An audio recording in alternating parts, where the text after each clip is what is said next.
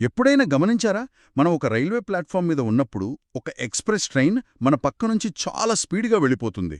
అప్పుడు మనల్ని ఎవరో మెల్లగా రైలు వైపు లాగుతున్నట్టు ఒక ఫీలింగొస్తుంది కదా! అవును. ఒక చిన్నపాటి అనుభూతి. ఆ! ఎందుకలా జరుగుతుంది? లేదా ఇంట్లో వాడే స్ప్రే పంపును చూస్తే ఒక చిన్న బటన్ నొక్కినప్పుడు లోపలున్న ద్రవం ఎలా అంత సన్నని తుంపరగా మారుతుంది? ఈ ప్రశ్నలన్నీ వినడానికి వేరువేరుగా ఉన్నా వీటన్నిటి వెనుక ఒకే ఒక భౌతిక శాస్త్ర సూత్రం దాగి ఉంది.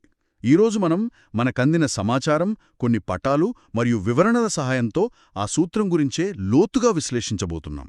అదే బెర్నౌలీ సూత్రం. ఈ సూత్రం సహాయంతో విమానాలు గాల్లో ఎలా తేల్తాయో, పెద్ద తుఫాన్ల సమయంలో కొన్నిసార్లు ఇళ్లపై కప్పులు ఎందుకు గాలిలోకి లేస్తాయో ఇవన్నీ అర్థం చేసుకోవడానికి ప్రయత్నిద్దాం. అవును. అయితే దీన్ని కేవలం ఒక సూత్రంగా చూడకూడదు. నిజానికి ఇది ఒక పెద్ద ఆలోచన యొక్క ప్రతిరూపం. మనందరికీ తెలిసిన శక్తి నిత్యత్వ నియమం ఉంది కదా, కన్జర్వేషన్ ఆఫ్ ఎనర్జీ. అవును, శక్తిని సృష్టించలేము, నాశనం చేయలేము అని. సరిగ్గా అదే. ఆ నియమాన్ని ప్రవహించే ద్రవాలకు, వాయువులకు వర్తింపజేస్తే ఎలా ఉంటుందనేదే ఈ బెర్నౌలీ సూత్రం. ఈ ఒక్క ఆలోచన మన చుట్టూ ఉన్న ప్రపంచాన్ని ఒక కొత్త కోణంలో చూపిస్తుంది. ఓకే, సరే, దీని విడమరిచి చూద్దాం. అసలు ఈ బెర్నౌలీ సూత్రం యొక్క ప్రాథమిక ఆలోచన ఏమిటి? చాలా సింపుల్గా చెప్పాలంటే, ఒక ద్రవం లేదా వాయువు యొక్క వేగం పెరిగినప్పుడు దాని పీడనం తగ్గుతుంది. అంతేనా? అంతే. అంటే ఎక్కడైతే స్పీడ్ ఎక్కువగా ఉంటుందో అక్కడ ప్రెషర్ తక్కువగా ఉంటుంది, ఎక్కడైతే స్పీడ్ తక్కువగా ఉంటుందో అక్కడ ప్రెషర్ ఎక్కువగా ఉంటుంది. ఖచ్చితంగా. అదే దీని గుండె. ఈ ఆలోచన కొత్తదేమీ కాదు. దీనిని 1738లో డానియల్ బెర్నౌలీ తన హైడ్రోడైనమికా అనే పుస్తకంలో మొట్టమొదటిసారిగా ప్రతిపాదించారు.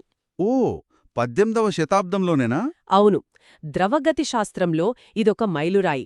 ఆయన చేసిందేమిటంటే, ప్రవహించే ద్రవంలోని ప్రతి అణువుకు కొంత శక్తి ఉంటుందని, ఆ మొత్తం శక్తి ఎప్పుడు స్థిరంగా ఉంటుందని గ్రహించారు. శక్తి స్థిరంగా ఉండటం, ఈ పాయింట్ చాలా ఆసక్తికరంగా ఉంది. మనకొందిన సమాచారంలో ఒక సమీకరణం కూడా ఉంది కదా? ఉంది. P ప్లస్ హాఫ్ రో V స్క్వేర్ ప్లస్ రో GH ఈజ్ స్థిరాంకం. ఆ సమీకరణం, అది చూడటానికి కొంచెం క్లిష్టంగా, లెక్కలా అనిపిస్తోంది. కానీ మీరు చెప్పిన శక్తి అనే పాయింట్తో దీనికి సంబంధం ఉందనుకుంటా. ఖచ్చితంగా. ఆ సమీకరణమే ఈ సూత్రం యొక్క పూర్తి రూపం. దాన్ని చూసి భయపడాల్సిన అవసరం లేదు. అందులోని ప్రతి భాగాన్ని మనం శక్తి యొక్క ఒక రూపంగా చూడవచ్చు. మొదటిది P. ఇది స్థిర పీడనం, స్టాటిక్ ప్రెజర్ అన్నమాట. ఒక్క నిమిషం. అంటే ద్రవం కదలకుండా ఉన్నప్పుడు దాని అణువులు అన్ని వైపులా నెడుతుంటాయి కదా, ఆ నెట్టే ఫోర్సే ఈ స్టాటిక్ ప్రెజరా? సరిగ్గా చెప్పారు. అది ద్రవానికి అంతర్గతంగా ఉండే పీడనం. ఇక రెండవది హాఫ్ రో V స్క్వేర్. హాఫ్ రో వి స్క్వేర్. ఇది గతి పీడనం, డైనమిక్ ప్రెషర్. ఇక్కడ V అంటే ప్రవాహ వేగం. ఇక్కడ వి అంటే వెలాసిటీ, అంటే స్పీడ్. అంటే ఇది ఆ ద్రవం యొక్క కదలిక, దాని మోషన్ వల్ల వచ్చే ఎనర్జీకి సంబంధించింది, కైనెటిక్ ఎనర్జీ లాగా. అంతే. ఇక మూడవది H. ఇది జలస్థితిక పీడనం, హైడ్రోస్టాటిక్ ప్రెషర్. ఇక్కడ H అంటే ద్రవం యొక్క ఎత్తు. ఎత్తు అంటే పొటెన్షియల్ ఎనర్జీ లాంటిదా? ఖచ్చితంగా. అది ఎంత ఎత్తులో ఉంది అనే దానిపై ఆధారపడిన శక్తి. ఓకే, ఇప్పుడు నాకొక ఐడియా వస్తోంది. అంటే ఈ మూడు రకాల శక్తులు, స్థిరపీడనం, కదలిక వల్ల వచ్చే పీడనం మరియు ఎత్తు వల్ల వచ్చే పీడనం కలిపితే వచ్చే మొత్తం ఎప్పుడూ ఒకేలా ఉంటుంది. అవును. ఇది ఒక రకమైన ఎనర్జీ బడ్జెట్ లాంటిదా? ఒకచోట ఖర్చు పెడితే మరోచోట తగ్గించుకోవాలి అన్నట్లు. అద్భుతమైన పోలిక. సరిగ్గా అదే. ఒక ప్రవాహంలో ఒకచోట నీళ్లు చాలా వేగంగా వెళ్లాల్సి వచ్చిందనుకోండి. అంటే వి పెరిగింది. దాని గతి పీడనం పెరుగుతుంది. కాని మొత్తం బడ్జెట్ మారకూడదు కాబట్టి అది తన స్థిర పీడనాన్ని P త్యాగం చేయాల్సొస్తుంది. ఓకే, అందుకే వేగం పెరిగితే పీడనం తగ్గుతుంది అంటాం. శక్తి ఒక రూపం నుండి మరొక రూపంలోకి మారుతోంది, అంతే. సరిగ్గా పట్టుకున్నారు. ఈ సూత్రంతో పాటు మన సమాచారంలో నిరంతరతా సూత్రం గురించి కూడా ప్రస్తావించారు, ప్రిన్సిపల్ ఆఫ్ కంటిన్యూటీ. అవును. దీనికి బెర్నౌలీ సూత్రానికి సంబంధమేంటి? ఈ రెండు కలిసే పనిచేస్తాయా? అవును. ఇవి రెండూ మంచి స్నేహితుల్లాంటివి. నిరంతరతా సూత్రం చాలా సులభమైనది. దాని సమీకరణం A1V1 A2V2. A1V1 A2V2. అంటే ఒక పైపు గుండా నీరు ప్రవహిస్తున్నప్పుడు పైపు సన్నగా మారితే అదే పరిమాణంలో నీరు ఆ సన్నని ప్రదేశం గుండా తక్కువ సమయంలో వెళ్ళాలి కాబట్టి దాని వేగం తప్పనిసరిగా పెరగాలి.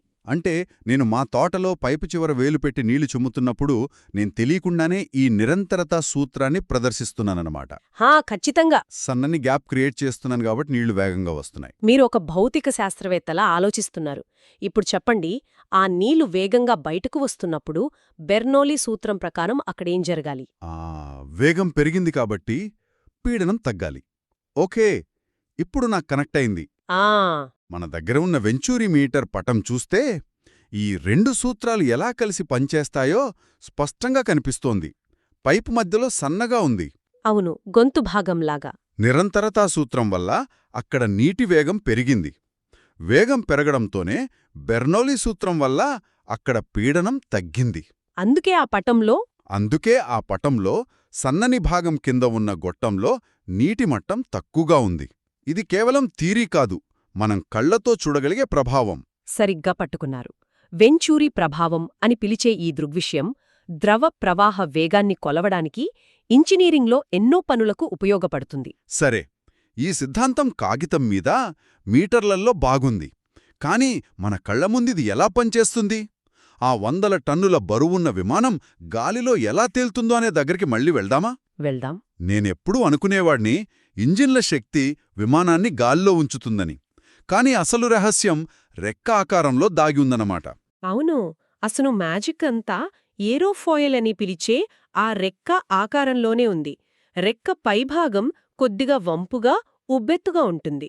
పైన కౌగా ఉంటుంది. అవును, కింది భాగం దాదాపుగా చదునుగా ఉంటుంది. విమానం ముందుకు కదులుతున్నప్పుడు గాలి రెక్కకు తగిలి 2 భాగాలుగా విడిపోతుంది. ఒక నిమిషం, అంటే రెక్క పైభాగంలో ఉన్న గాలి కింది గాలితో పాటు రెక్క చివరకు ఒకేసారి చేరుకోవడానికి ఎక్కువ దూరం ప్రయాణించాలి. నిజమే. అందుకే అది పరుగు పెట్టాల్సొస్తుందన్నమాట. ఆ పరుగు వల్లే దానికి పీడనం తగ్గుతుందా? అద్భుతంగా చెప్పారు. సరిగ్గా అదే జరుగుతోంది. పైన గాలి వేగంగా ప్రయాణిస్తుంది, కింద గాలి నెమ్మదిగా ప్రయాణిస్తుంది. ఇప్పుడు మన బెర్నౌలీ సూత్రం ఏం చెబుతుంది? వేగంగా గాలి ప్రవహించే పైభాగంలో అల్పపీడనం, నెమ్మదిగా గాలి ప్రవహించే కింది భాగంలో అధిక పీడనం ఏర్పడతాయి. ఖచ్చితంగా. ఈ పీడనంలో ఉన్న తేడాని రెక్కను పైకి నెడుతుంది. ఓకే, కిందున్న హై ప్రెషర్ పైనున్న లో ప్రెషర్ వేకు రెక్కను తోస్తుంది. ఈ పైకి నెట్టే బలాన్నే మనం లిఫ్ట్ అంటాం. అవును. ఇప్పుడు అర్థమవుతోంది, విమానం రెక్క కింద ఉండే అధిక పీడనం మనం మొదట మాట్లాడుకున్న రైలు ప్లాట్ఫామ్ మీద మన వెనుక ఉండే అధిక పీడనం లాంటిదే. రెండూ మనల్ని అల్పపీడనం వైపు నెడుతున్నాయి. ఖచ్చితంగా. రెండింటి వెనుక ఉన్న సూత్రం ఒకటే. ఇక మనం ఇందాక అనుకున్న స్ప్రేయర్ లేదా ఎటామైజర్ కూడా ఇదే సూత్రంపై పనిచేస్తుంది. అవును, స్ప్రేయర్. మనం బల్బును నొక్కినప్పుడు గాలి ఒక చిన్న ట్యూబు గుండా వేగంగా వెళ్తుంది. ఆ ట్యూబ్ ద్రవమున్న గొట్టం పైభాగంలో ఉంటుంది. ఓకే. వేగంగా వెళ్తున్న గాలి అక్కడ అల్పపీడనాన్ని సృష్టిస్తుంది. కింద బాటిల్లో ఉన్న ద్రవం మీద వాతావరణ పీడనం ఉంటుంది. అంటే అధిక పీడనం. అవును. ఈ పీడన వ్యత్యాసం వల్ల ద్రవం పైకి లాగబడి గాలితో కలిసి తుంపరలుగా బయటకొస్తుంది. పర్ఫ్యూమ్ బాటిళ్లు, పెయింట్ స్ప్రేయర్లు అన్నీ ఇదే టెక్నాలజీ. ఇది వింటుంటే తుఫాను సమయంలో పైకప్పులు ఎగిరిపోవడానికి కూడా ఇదే కారణం అనిపిస్తోంది. నేను చెప్పేది కరెక్టేనా? 100% కరెక్ట్. తుఫాను సమయంలో ఇంటి పైకప్పు మీదుగా గాలి చాలా వేగంగా వీస్తోంది. అవును. దీనివల్ల పైకప్పు పైన అల్పపీడన ప్రాంతం ఏర్పడుతుంది. అదే సమయంలో ఇంటి లోపల గాలి దాదాపుగా నిశ్చలంగా ఉంటుంది. కాబట్టి అక్కడ సాధారణ వాతావరణ పీడనం అంటే అధిక పీడనం ఉంటుంది. ఈ ప్రెషర్ డిఫరెన్స్ వల్లేనా? అవును. ఈ పీడన వ్యత్యాసం చాలా ఎక్కువగా ఉన్నప్పుడు లోపల ఉన్న అధిక పీడనం పైకప్పును పైకి నెట్టేస్తుంది, అచ్చం విమానం రెక్కలాగా. అందుకే రేకుల షెడ్లు పేకమేడల్లా ఎగిరిపోతాయి. అంటే ఈ ఉదాహరణలన్నింటిలోనూ ఇది ప్రాథమికంగా ఒక అధిక పీడన ప్రాంతానికి అల్పపీడన ప్రాంతానికి మధ్య జరిగే యుద్ధం లాంటిది. అధిక పీడనం ఎప్పుడూ గెలుస్తుంది. మంచి పోలిక. పక్షులు ఎగరడం కూడా ఇలాగేనా? వాటి రెక్కల ఆకారం కూడా విమానం రెక్కల్లాగే ఉంటుంది గదా? అవును. పక్షులు లక్షల సంవత్సరాలుగా ఈ సూత్రాన్ని ఉపయోగిస్తున్నాయి. వాటి రెక్కల ఆకారం గాలి ప్రవాహాన్ని మార్చి లిఫ్ట్ను సృష్టిస్తుంది. ఇంకో మంచి ఉదాహరణ చిమ్నీ. చిమ్నీ అదెలా? చిమ్నీ పైన ఇంటి బయట గాలి వీస్తూ ఉంటుంది గదా? చిమ్నీ పైభాగంలో గాలి వేగంగా కదలడం వల్ల అక్కడ అల్బపీడనం ఏర్పడుతుంది. ఓకే. ఇంటి లోపల పొయ్యి దగ్గర అధిక పీడనం ఉంటుంది. ఈ పీడన వ్యత్యాసం వల్ల పొగ మరియు వేడిగాలి సులభంగా చిమ్నీ గుండా పైకి లాగబడి బయటకు వెళ్ళిపోతాయి. అందుకే గాలి ఎక్కువగా వీచే రోజు పొయ్యి బాగా లాగుతుంది. వావ్! ఈ సూత్రం మన దైనందిన జీవితంలో ఎంతగా పెనవేసుకుపోయిందో ఇప్పుడు అర్థమవుతుంది. సరే, ఈ సమీకరణం అన్ని పరిస్థితుల్లోనూ ఒకేలా పనిచేస్తుందా? మన సమాచారంలో 2 ప్రత్యేక సందర్భాలను కూడా వివరించారు. అవును. ఉహుం. ఉదాహరణకు ప్రవాహం ఒకే ఎత్తులో అంటే అడ్డంగా వెళ్తున్నప్పుడు ఏం జరుగుతుంది? ఇది చాలా సాధారణంగా కనిపించే సందర్భం. మన సమీకరణం p+12ρv² + ρgh స్థిరాంకంలో ఎత్తు మారనప్పుడు, అంటే h1 h2 అయినప్పుడు. హెచ్ కాన్స్టెంట్గా ఉంటుంది. అవును, మనం ρgh భాగాన్ని పక్కన పెట్టేయవచ్చు. అప్పుడు సమీకరణం p+12ρv² స్థిరాంకంగా మారుతుంది. ఓకే, చాలా సింపుల్ అయిపోయింది. ఇది బెర్నౌలీ సూత్రం యొక్క సరళమైన రూపం. వేగం పెరిగితే పీడనం తగ్గాలి, వేగం తగ్గితే పీడనం పెరగాలి. మనం ఇప్పుడుదాకా చర్చించిన విమానం రెక్కలు, వెంచూరీ మీటర్, రైలు ఉదాహరణలు అన్నీ ఈ కోవకే చెందుతాయి. మరి రెండో కేసు, అసలు ప్రవాహమే లేనప్పుడు, అంటే ద్రవం కదలకుండా నిశ్చలంగా ఉన్నప్పుడు, అప్పుడు వేగం 0 కదా? అవును. ఆ సందర్భంలో v0 కాబట్టి సమీకరణంలోని 12ρv² భాగం 0 అవుతుంది. ఆ టర్మ్ మొత్తం పోతుంది. అవును. అప్పుడు సమీకరణం p+ρgh స్థిరాంకంగా మిగులుతుంది. ఇది ఏం చెప్తుందంటే లోతు పెరిగే కొద్దీ పీడనం పెరుగుతుంది. నిజమే. ఒక నీటి ట్యాంకు లేదా ఆనకట్ట అడుగున పీడనం ఎక్కువగా ఉండటానికి ఇదే కారణం. ఖచ్చితంగా. అందుకే డ్యాంల గోడలు కింద భాగంలో చాలా మందంగా కడతారు, ఆ అపారమైన పీడనాన్ని తట్టుకోడానికి. అంటే బెర్నౌలీ సమీకరణం కదులుతున్న ద్రవాలతో పాటు నిశ్చల ద్రవాలను కూడా వివరిస్తుంది. కాబట్టి వీటన్నింటి సారాంశమేమిటి? ఒక సాధారణ భౌతిక సూత్రం, విమానాల ఎగరడం నుండి తుఫానుల ప్రభావం వరకు, పర్ఫ్యూమ్ స్ప్రే నుండి ఆనకట్టల నిర్మాణం వరకు మన జీవితంలోని అనేక విభిన్నమైన విషయాలను ఎంత అద్భుతంగా వివరిస్తుందో చూశాం. అవును. వేగం, పీడనం, ఎత్తుల మధ్య శక్తి తన రూపాన్ని మార్చుకుంటుందనే ప్రాథమిక సూత్రమే ఇదంతా నడిపిస్తోందన్నమాట. సరిగ్గా అదే. ఇక్కడ గ్రహించాల్సిన ముఖ్య విషయం ఏమిటంటే, ప్రవహించే ద్రవంలో శక్తి అనేది ఒక స్థిరమైన మొత్తం. అది పీడన శక్తి, గతిశక్తి మరియు స్థితిశక్తుల మధ్య నిరంతరం మారుతూ ఉంటుంది, కానీ మొత్తం ఎప్పుడూ ఒకేలా ఉంటుంది.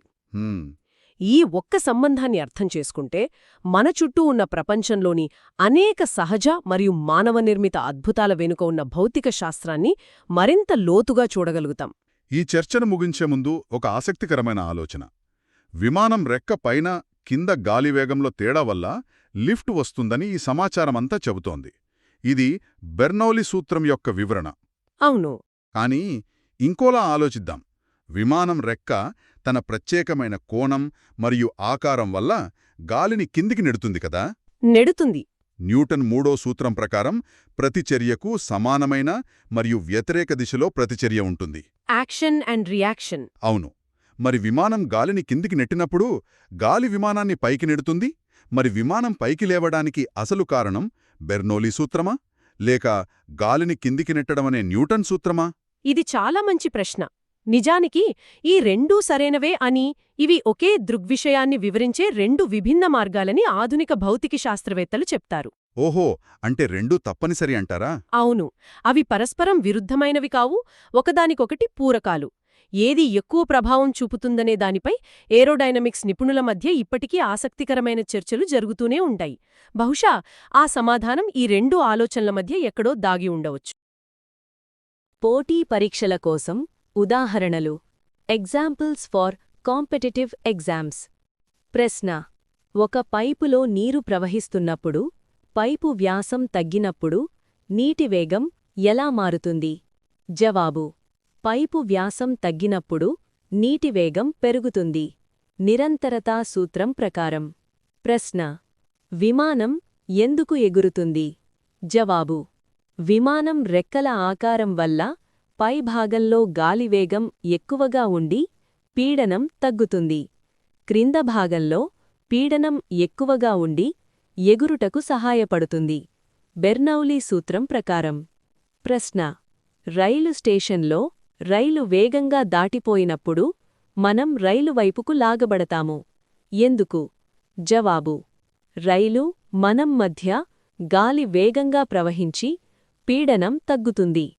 వెనుక ఉన్న గాలి పీడనం ఎక్కువగా ఉండి మనల్ని రైలు వైపుకు లాగుతుంది. బెర్నౌలీ సూత్రం ప్రకారం. ధన్యవాదాలు.